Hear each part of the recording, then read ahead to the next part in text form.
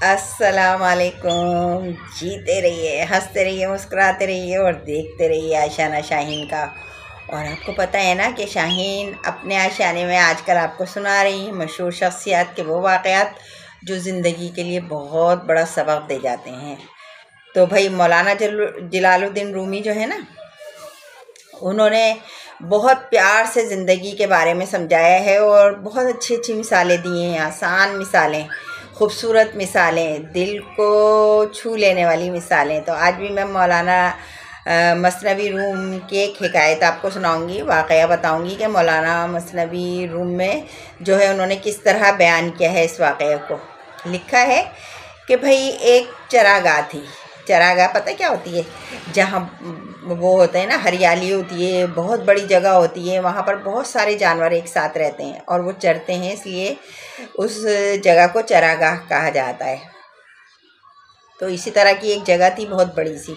वहाँ मुख्तलिफ़ किस्म के जानवर रहते थे जो आपस में ना बहुत मेल जोल से रहते थे, मोहब्बत से रहते थे और इत्तेफाक से रहते थे, एक दूसरे के दुख दर्द के साथी थे।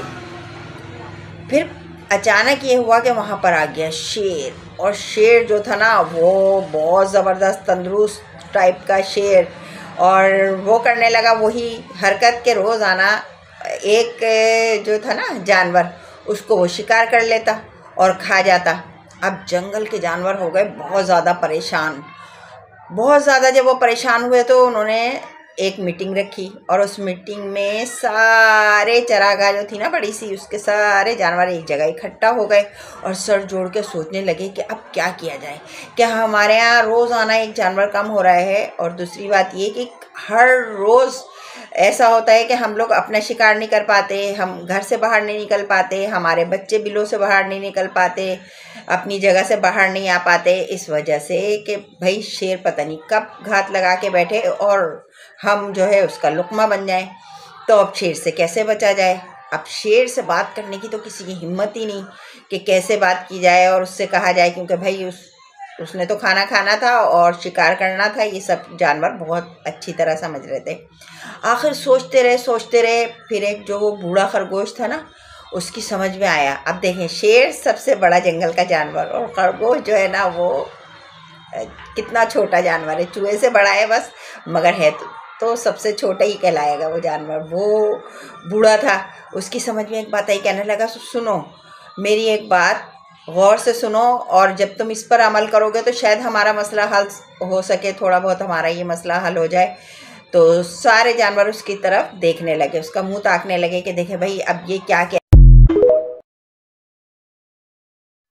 अब जब सब ने ना वो बूढ़े खरगोश का मुंह ताकना शुरू किया, तमाम जानवरों ने, तो खरगोश ने कहा कि भाई देखो मामला ये है कि फ़ैसला तो बड़ा दर्दनाक कर रहा हूँ मैं, लेकिन इस पे अगर अमल करोगे तो ये कि बाकी सब लोग ज़िंदगी आसानी से गुजार सकेंगे, बाहर आराम से निकल सकेंगे।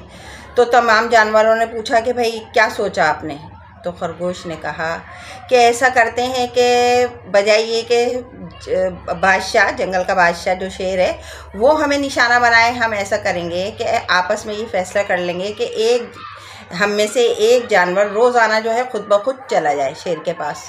शेर उसको खा लेगा तो दूसरे जो तमाम जानवर हैं वो अपनी ज़िंदगी आज़ादी से गुजारेंगे। उन्हें पता होगा कि भाई हम जो है अब आज़ादी से बाहर जा सकते हैं और हम आज़ाद ज़िंदगी गुजार सकते हैं। लेकिन इसके लिए ये बहुत बड़ी क़ुरबानी है कि एक जानवर जो है वो अपनी क़ुरबानी रोज़ दे दे, रोज़ शेर के पास चला जाए। तमाम जानवर जो है ना ये बात सुनकर खामोश हो गए, कुछ देर सोचते रहे, फिर मजबूरी थी, उन्होंने हाँ कह दी। अब रोज़ाना एक जानवर जो था ना वो खुद ब खुद शेर के पास चला जाता और शेर जो है ना उसको खा लेता और तमाम जानवर आज़ादी से अपनी जो थी वो चरागाह उसमें फिरते। अब एक दिन क्या हुआ कि एक नौजवान खरगोश, बहुत खूबसूरत खरगोश की बारी आ गई।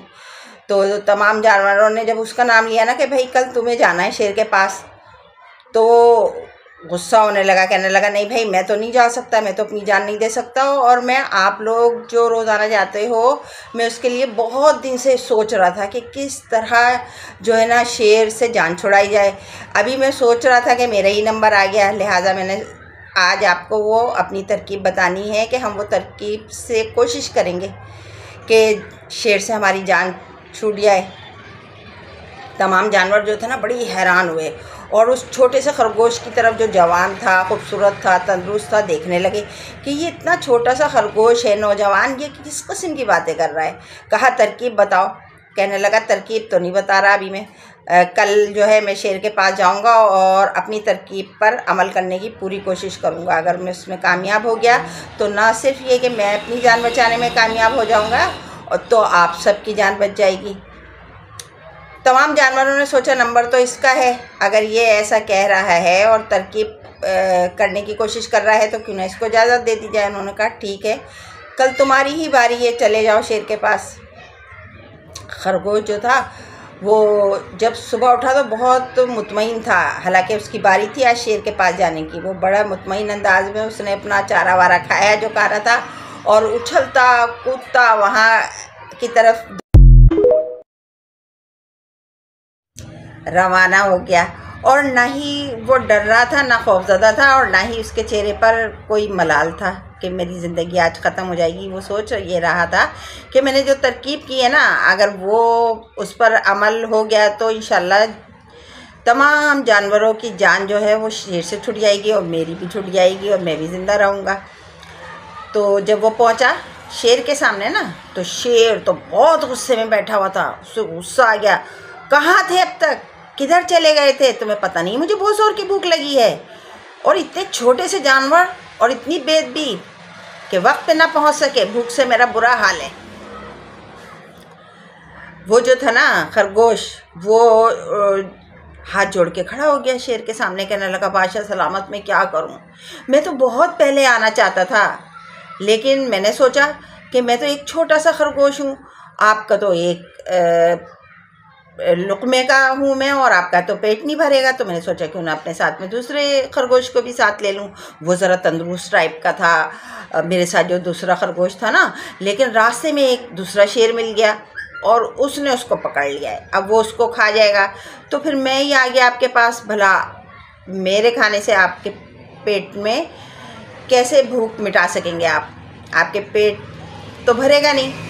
तो बादशाह ने जो सुना ना, जो था जंगल का शेर, उसको बड़ी ज़ोर का गुस्सा आया। उसने कहा है मेरे अलावा भी कोई शेर है यहाँ? कहा हाँ हाँ, और बहुत गुस्से वाला शेर है। उसने दूसरे खरगोश को रोक लिया कि भाई जो है ना, तुम्हें तो मैं खाऊंगा, इसीलिए तो बादशाह सलामत मुझे देर हो गई। अच्छा ऐसी बात है? बड़े ज़ोर से गुस्से में आके कहा शेर ने, और कहा मुझे दिखाओ कहाँ है वो दूसरा शेर। कहने लगा चलिए। अब खरगोश जो था ना आगे आगे और शेर पीछे पीछे पहुँचे। वहाँ पे एक कुआं था। खरगोश ने कहा खुद ही देख लीजिए झांक के कि वो जो है ना दूसरा शेर है वहाँ पर, और वो जो है ना उसने खरगोश को रोका है। बादशाह ने कहा जाओ झांक के देखो इसमें है भी या नहीं है। खरगोश ना एक्टिंग करने लगा, डरने की, कहने लगा नहीं नहीं देखिए मेरे तो हाथ पैर कब कप आ रहे हैं, मुझे तो शेर से बड़ा डर लग रहा है। अगर मैंने इसमें झांका ना तो वो मुझे भी पकड़ के अंदर कर लेगा और मुझे भी खा जाएगा, और आप जो है फिर भूखे रह जाएंगे। भाई मैं नहीं झांक रहा, आप झांकें। तो शेर को आ गया गुस्सा। शेर ने कहा कि भाई मुझे दिखाओ तो सही, झांको देखो कहाँ है शेर। कहने लगा अच्छा ऐसा करता हूँ, मैं आपकी पीठ पे सवार हो जाता हूँ, आप झांकिएगा तो मैं दिखा दूँगा। शेर मान गया और जो है ना खरगोश उसकी पीठ पे सवार हो गया। जब शेर ने झांका तो अपना अक्स नज़र आया। खरगोश ने कहा देखिए बादशाह सलामत, ये रहा वो शेर और वो रहा दूसरा खरगोश जिसे इसने पकड़ा हुआ है। और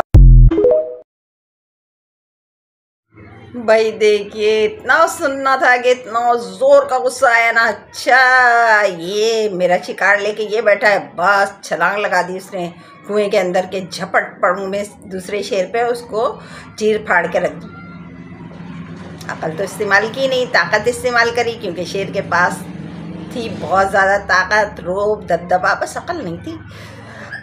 और इसी तरह खरगोश के पास जिस्म नहीं था, ताकत नहीं थी, हिम्मत नहीं थी, लेकिन सिर्फ अकल थी। तो भाई ये है मौलाना रूमी की वो सबक आमोज़ कहानी। अब इस कहानी से आपको क्या सबक मिलता है कमेंट्स में बताइएगा ज़रूर ज़रूर। मुझे रहेगा आपकी राय का बहुत ज़्यादा इंतज़ार। और अगर आपने नहीं किया है मेरे चैनल को सब्सक्राइब तो जल्दी से कर दीजिए सब्सक्राइब, क्योंकि फिर आपको सुनने के लिए मिलेंगी ऐसी ही खूबसूरत वाक़यात, हिकायत, रवायत। बहुत सारे जो बड़े बड़े बुज़ुर्ग गुज़रे हैं, बड़ी हस्तियाँ गुज़री हैं, जो आपको ज़िंदगी के बहुत सबक आमोज़ वाक़यात देंगी, आपकी ज़िंदगी बदलने में भी शायद मदद करें अगर आप उनकी हिकायत पर, उनकी रवायत पर अमल करें तो भाई कैसी लगी आज की कहानी ज़रूर ज़रूर बताइएगा मुझे है। और मेरा ख्याल में आज के लिए इतना ही काफ़ी है। अगर ज़िंदगी रही ना तो इंशाल्लाह फिर मिलेंगे। अल्लाह हाफिज़।